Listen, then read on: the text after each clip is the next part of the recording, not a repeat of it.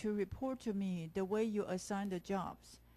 You know, who is going to do the reading, who is taking care of the multimedia part, who is doing research, who will provide some quiz, etc., etc. Okay, a rough outline as well as a job division.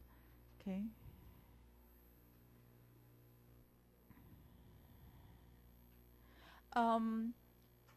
I know that there are some overlappings, like Section A also chose the flea, but I guess it's okay. So I'll double check with Doris today, and if we need you to change your poem, I'll let you know tomorrow the latest. Okay, if I don't contact you tomorrow, it means that you're fine with your choice and you can just go ahead, okay? Okay, so you've got the remote control, right? Okay, let's begin.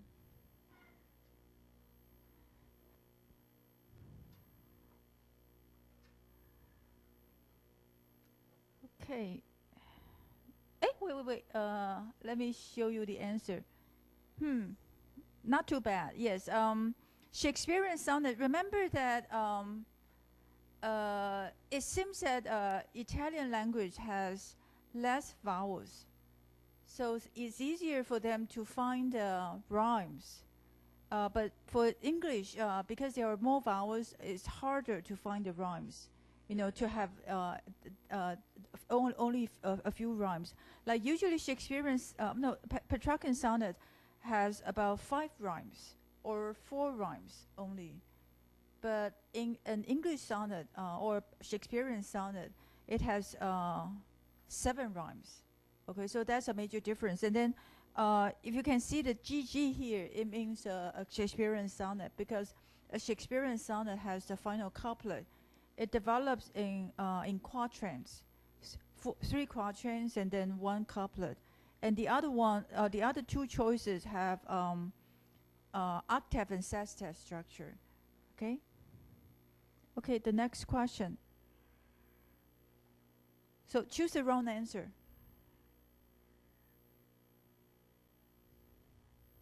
Okay. Why did you choose number 2? A logical turn in the 9th line. That's right. There's nothing wrong with that, right? The second part, that's the beginning of sestet. Okay. Iambic what? Pentameter. I always told you, pentagon, and that means 5, right? 一阳5音部 pentameter, but not tetrameter. Tetrameter 4音部. Okay. Okay. Okay, the next one.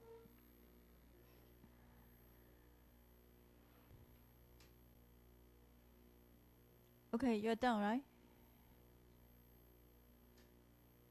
Okay.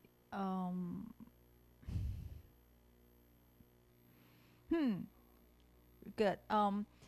The important word here, lease. Lease is important because it shows that summer stay is not only short, but a time kind of rented or leased from somebody else. So summer does not have its own right to stay forever. It only borrows the time or borrows the space from somewhere else. Okay, somebody else. Okay.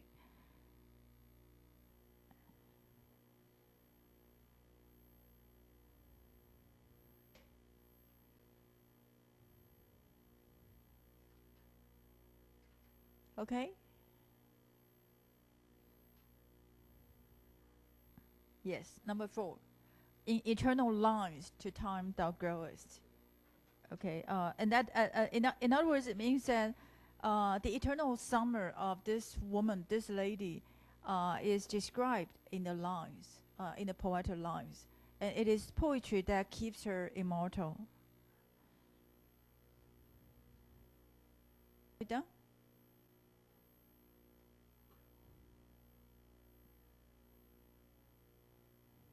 Okay.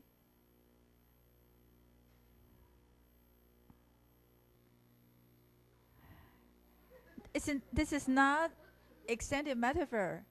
Remember the first time when I talked about extended metaphor, it was because I could not stop for death. And then I said that the whole poem developed the metaphor of death being a gentleman that takes a lady, the speaker, on a journey.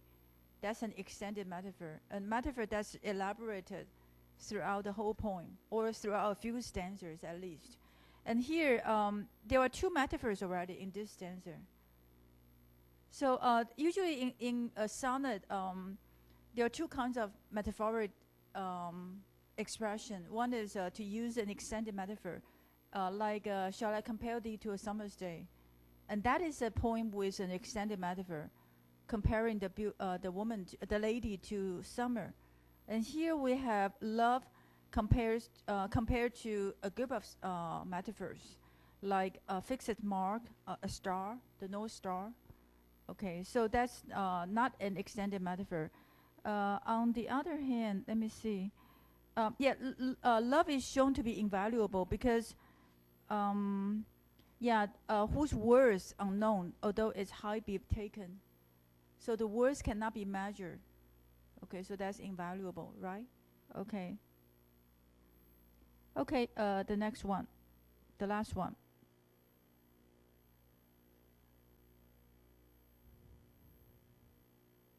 Okay, let's take a look. Romeo's hands. Sorry, it should be Romeo. Yes, Romeo. Which? Yes, Romeo. At the beginning, when Romeo said, talk about two blushing pilgrims, it refers to his lips. The lips that stands in front of Juliet's hand as the shrine. Okay, but then here, Juliet changed the metaphors. Change the implication of the metaphors to call Romeo himself good pilgrim. Okay, so it's Romeo here. Okay? Okay.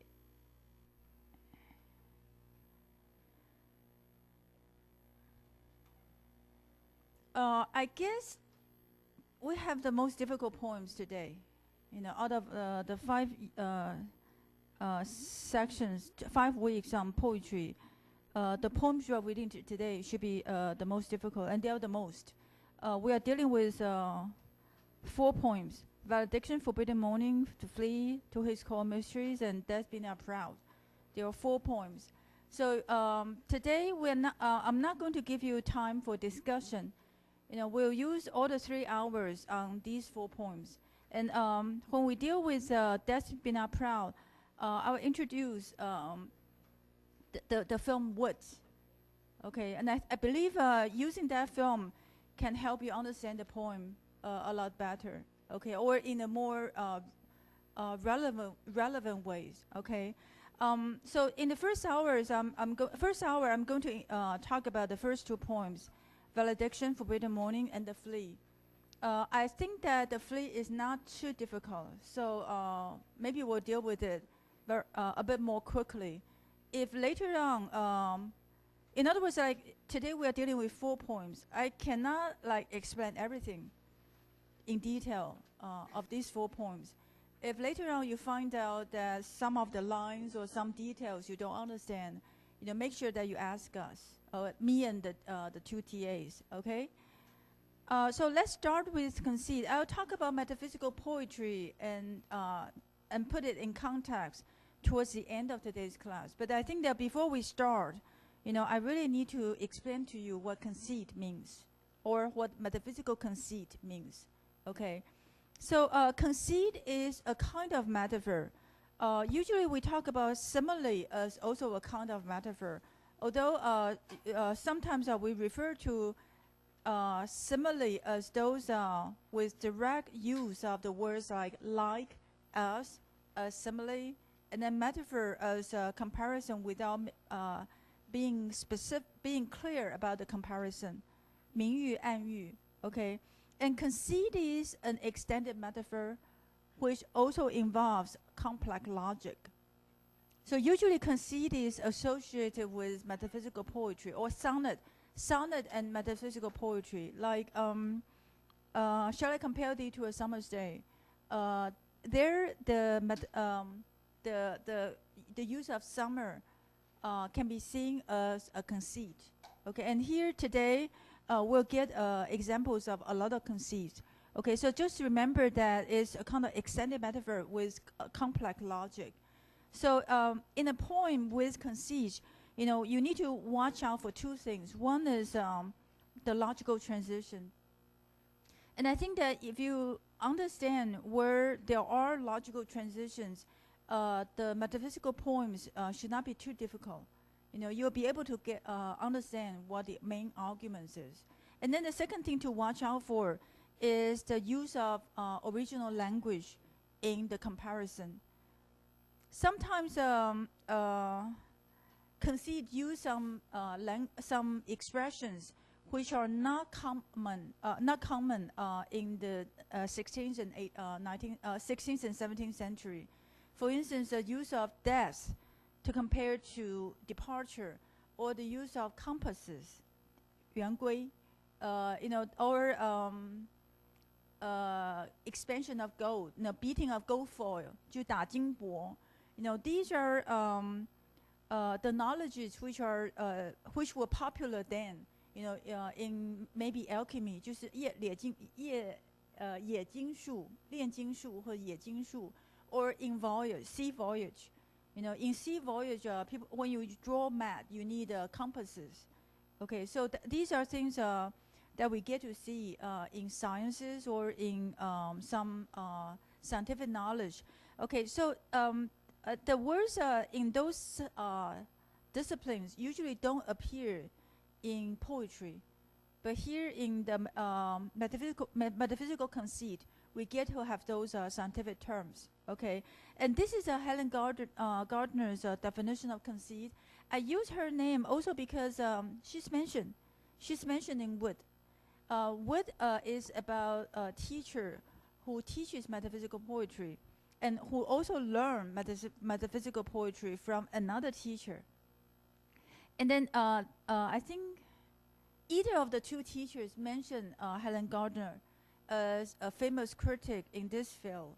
Okay, so I thought that maybe mentioning her will ring the bell for you. Okay, later. So a conceit is a comparison whose ingenuity is more striking than its justness. Sometimes the two things that get to be put together to be compared to each other are not apparently similar.